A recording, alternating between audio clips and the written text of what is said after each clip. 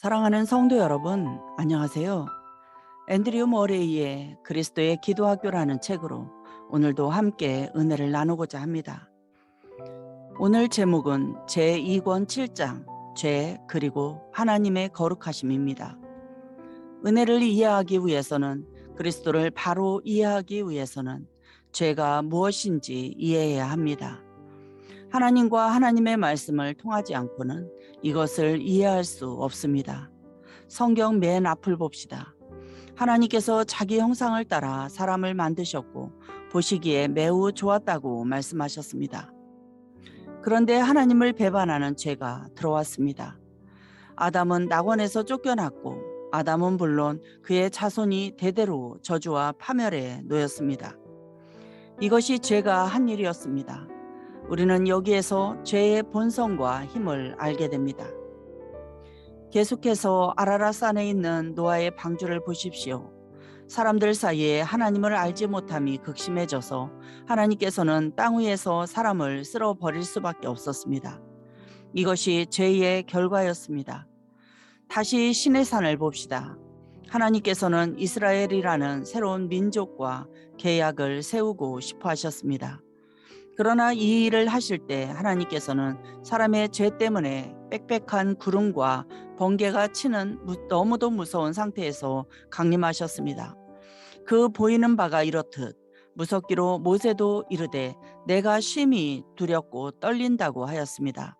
그리고 율법을 주시는 일을 마치시기 전에 누구든지 율법책에 기록된 대로 모든 일을 항상 행하지 아니하는 자는 저주 아래 있느니라는 두려운 말씀을 하셨습니다. 이렇게 말씀하실 필요가 있었던 것은 죄 때문이었습니다. 이번에는 골고다로 가봅시다. 여기에서 죄가 무엇인지 그리고 하나님의 아들을 쫓아내고 십자가에 못 박아 죽인 증오와 악의가 무엇인지를 보십시오. 골고다에서 죄는 극치에 이르렀습니다. 거기에서 하나님이신 그리스도는 홀로 죄가 되셨고 저주가 되셨습니다. 그것이 죄를 멸하는 유일한 길이었기 때문이었습니다.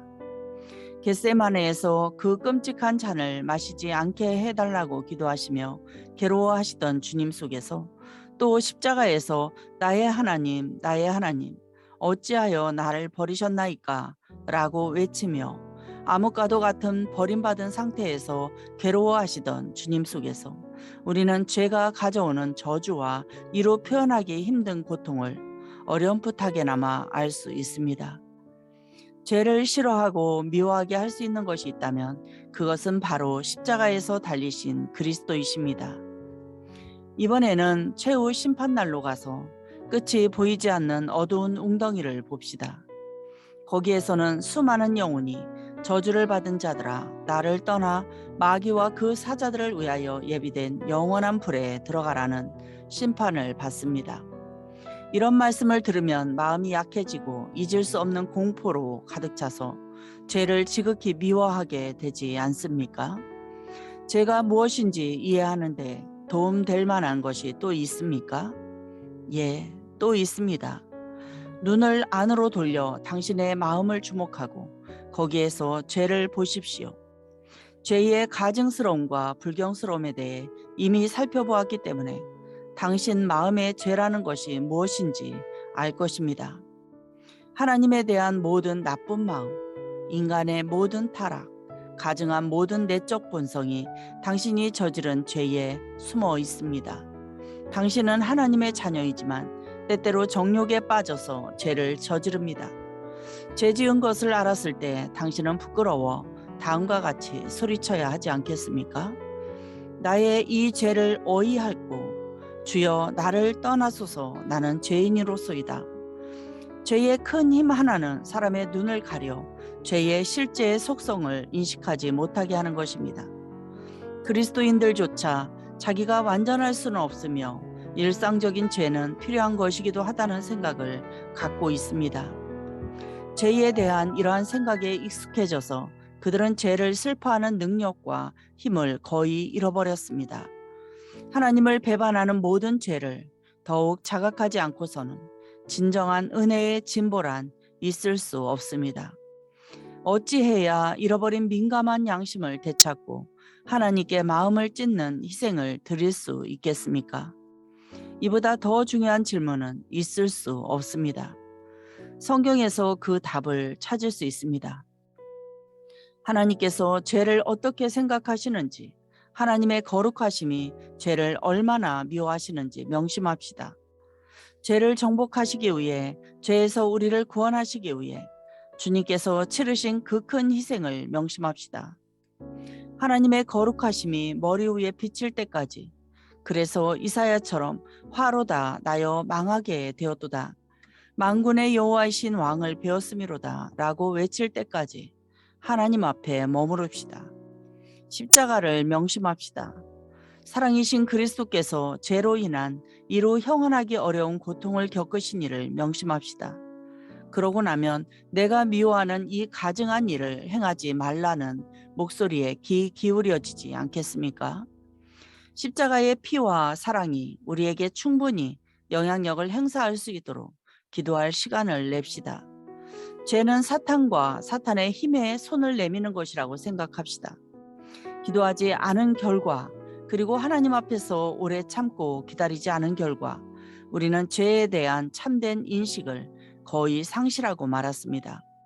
우리를 구속하시기 위해 그리스도께서 치르셔야 했던 것과 이로 형언할 수 없는 은혜로운 선물이신 성령, 곧 죄사함, 성결, 중생을 주시는 성령께서 우리에게 그리스도를 주셨다는 사실을 숙고합시다. 그 사랑에 감사하여 무엇을 돌려드려야 할지 스스로 물어봅시다. 하나님 앞에서 기다리며 스스로 그런 질문을 한다면 하나님의 성령께서 우리에게 죄를 자각시켜 주시고 완전히 새로운 관점을 갖도록 가르치시며 죄를 바라보는 새로운 시각을 주실 것입니다. 나아가 우리가 참으로 구속되었다는 생각이 우리의 마음으로부터 생겨나 우리는 그리스도의 능력으로 그리스도의 위대한 승리, 십자가에서 죄를 누르고 이기신 승리의 날마다 참여하고 그 승리를 삶에서 드러낼 것입니다. 당신의 생각은 어떻습니까? 기도하지 않는 죄가 생각보다 훨씬 더 끔찍한 결과를 초래했다는 사실을 이해하기 시작했습니까? 죄에 대한 인식이 그토록 약하고 죄를 미워하지도 죄에서 도망치지도 못하는 이유는 하나님과 피상적으로만 대화하고 그나마 서둘러 대화를 끝내기 때문입니다. 하나님의 자녀인 당신이 하나님께서 원하시는 것만큼 죄를 미워하는 길은 남몰래 겸손히 지속적으로 하나님과 교제하는 것뿐입니다. 죄가 무엇인지 올바로 이해하고 그 죄를 몹시 싫어하게 해줄 수 있는 것은 살아계신 그리스도의 변함없는 친밀함과 끝없는 능력밖에 없습니다. 죄에 대한 이런 심오한 이해가 없이는 그리스도 안에서 거둘 수 있는 승리, 성령께서 가져다 주실 승리를 기대할 수 없습니다. 오 나의 하나님, 내 죄를 알게 해주시고 당신 앞에서 기다리며 섬기는 법을 가르쳐 주옵소서. 그리하여 당신의 거룩한 것을 성령을 통해 내게 내려 주옵소서. 오 나의 하나님, 내 죄를 알게 해 주옵소서. 그리하여 그 안에 거하는 자마다 범죄하지 아니하나니 라는 약속에 귀 기울이고 당신께서 이 약속을 실현해 주시기를 기대하게 하소서. 하나님의 거룩하심. 죄의 개념과 하나님의 거룩하심의 개념이 교회에서 사라졌다고들 말합니다. 하나님의 거룩하심이 우리의 믿음과 삶에서 마땅히 차지해야 할 자리를 어떻게 내어드릴 수 있는지를 다시금 배울 수 있는 곳이 우리의 골방입니다. 30분도 기도할 줄 모른다면 하나님의 거룩하심이라는 주제에 마음을 집중하십시오. 자신과 하나님께 시간을 내어 드리십시오. 그것은 큰 축복이 넘쳐 흐르는 대단히 중요한 일입니다. 이렇게 거룩하신 하나님 앞에서 행하는 일에 강해지고 싶거든 하나님의 거룩한 말씀에 마음을 집중하십시오. 예를 들어 레위기를 편 뒤 내가 거룩하니 너희도 거룩하라는 명령을 하나님께서 다양한 형태로 7번이나 하시는데 주목하십시오.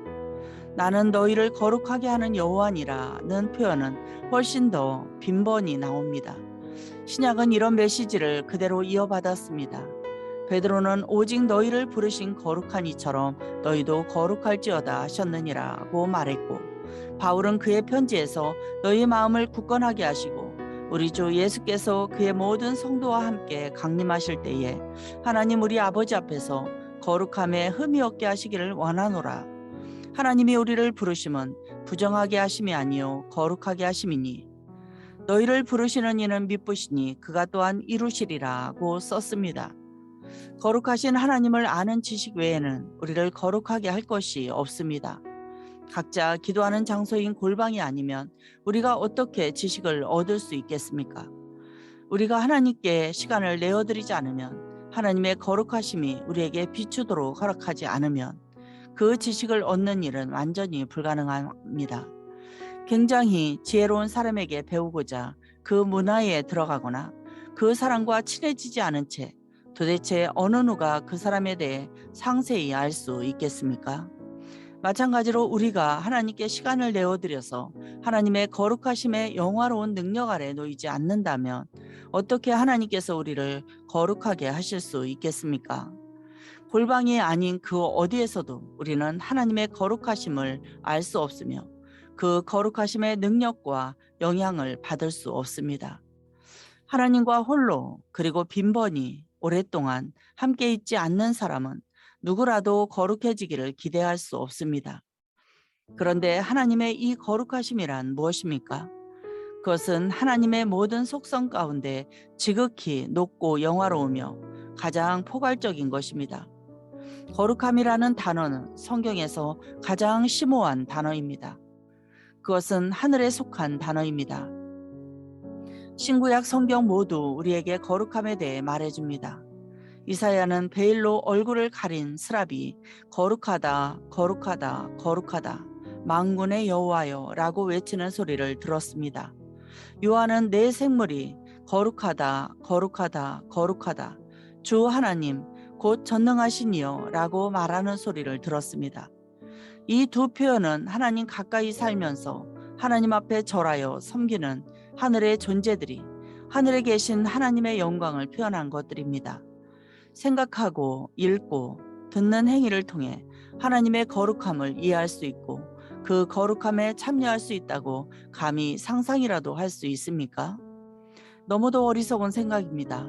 우리에게는 홀로 하나님 앞에 머물며 오 하나님, 하나님의 거룩하심을 우리 마음에 비추시어 우리 마음을 거룩하게 하옵소서라고 기도할 수 있는 골방이 있습니다. 이 사실 때문에 하나님께 감사해야 할 것입니다. 기도하지 않는 죄를 몹시 부끄럽게 여깁시다. 이 죄 때문에 하나님께서는 우리에게 하나님의 거룩하심을 부어주시지 못하십니다. 우리의 이 기도하지 않는 죄를 용서해 주심을 부어주시지 못하십니다. 우리의 이 기도하지 않는 죄를 용서해 주시고 하늘의 은혜로 우리를 인도하시며 우리를 강건하게 하시어 거룩하신 하나님과 교제할 수 있게 해주시기를 열심히 간청합시다. 하나님의 거룩하심이라는 말은 그 의미를 쉽게 설명하기 어렵습니다. 그러나 그 말은 하나님께서 형언하기 어려울 정도로 죄를 싫어하시고 미워하신다는 것을 암시한다고 말할 수 있습니다. 이 말의 의미를 이해하려면 하나님께서는 죄가 통치하는 쪽보다는 차라리 아들이 죽는 쪽을 택하셨음을 기억하십시오. 또 하나님의 아들께서는 아버지의 뜻을 조금이라도 거스르느니 차라리 생명을 포기하셨다는 사실을 기억하십시오.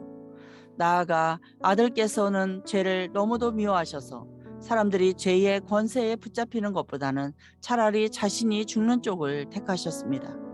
이것은 하나님의 거룩하심의 일부로서 하나님께서는 당신과 나, 우리를 죄에서 구하시기 위해 무슨 일이든 하신다는 표시입니다. 거룩하심은 우리 안에 있는 죄를 불태우고 우리를 하나님 앞에서 순전하고 받으실 만한 거룩한 산 제물로 만드는 하나님의 불입니다. 성령께서 불로 내려오신 것도 바로 이런 이유 때문입니다. 그분은 하나님의 거룩하신 영이요 우리를 거룩하게 하는 영입니다. 하나님의 거룩하심을 생각하며 그분 앞에 엎드리십시오. 당신의 마음은 확신, 곧 거룩하신 분께서 당신에게 해주실 일에 대한 확신으로 가득 찰 것입니다. 당신의 마음이 골방의 영광을 확신하게 될 때까지 필요하다면 일주일이라도 이 큰 진리에 관한 하나님의 말씀을 읽고 또 읽으십시오. 그리고 거룩하신 하나님과 부단히 대화하십시오. 그리고 마음속 깊이 부끄러워하며 하나님 앞에 엎드리십시오. 기도하지 않음으로써 우리가 하나님과 하나님의 사랑을 몹시 경시했기 때문입니다.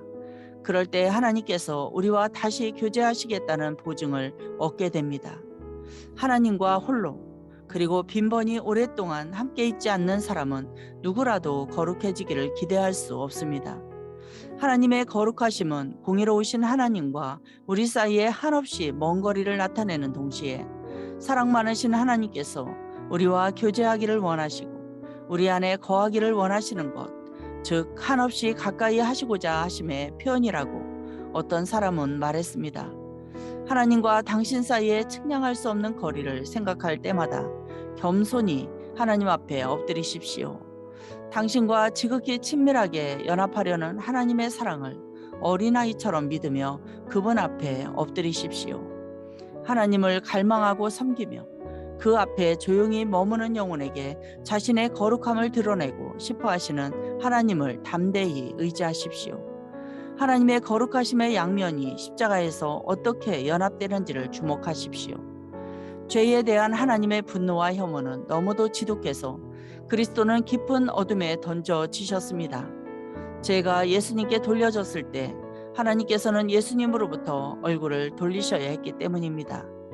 그러나 우리를 향한 하나님의 사랑과 우리와 연합하시려는 하나님의 원하심이 너무도 커서 하나님께서는 아들에게 이로 말할 수 없는 고난을 면해 주시지 않고 그 고난을 받게 하셨습니다. 이렇게 하신 이유는 우리를 그리스도와 연합시키고 하나님의 거룩하심에 참여하게 하여 하나님의 마음에 맞는 사랑하는 자녀로 받으시기 위함이었습니다. 우리 주 예수께서는 이 고난과 관련하여 내가 나를 거룩하게 하오니 이는 그들도 진리로 거룩함을 얻게 하려 함이니이다 라고 말씀하셨습니다. 주님은 그렇게 고난을 받으심으로써 우리를 거룩하게 하시는 하나님이 되셨고 우리는 그분 안에서 거룩해집니다. 여러분께 간절히 원합니다. 당신을 거룩하게 만들고 싶어 하시는 거룩하신 하나님을 당신이 모시고 있다는 사실을, 아니 그 은혜를 소홀히 여기지 마십시오. 하나님께서 자신의 거룩함을 넣어 주실 수 있도록 시간을 내어 고요히 골방에 머물라는 하나님의 목소리를 소홀히 여기지 마십시오. 남몰래 골방에 머물며 거룩하신 하나님을 만나는 일을 일상적인 일로 삼으십시오. 그 수고의 보상을 확실하고도 충분히 받을 것입니다. 당신은 죄를 미워할 줄 알게 되고 저주받고 정복된 것으로 간주할 줄 알게 될 것입니다. 새로운 본성이 죄를 두려워하게 할 것입니다. 살아계신 예수님, 거룩하신 하나님이 죄의 정복자로서 당신의 능력이요 힘이 될 것입니다. 당신은 데살로니가전서 5장 23절로 24절에 있는 중요한 약속을 믿기 시작할 것입니다.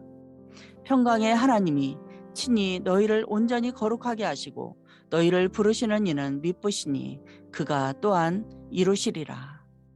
아멘. 사랑하는 성도 여러분, 한 주간도 기도의 골방에서 거룩하신 하나님을 만나시고 죄를 멀리하시는 한 주가 되시길 바랍니다.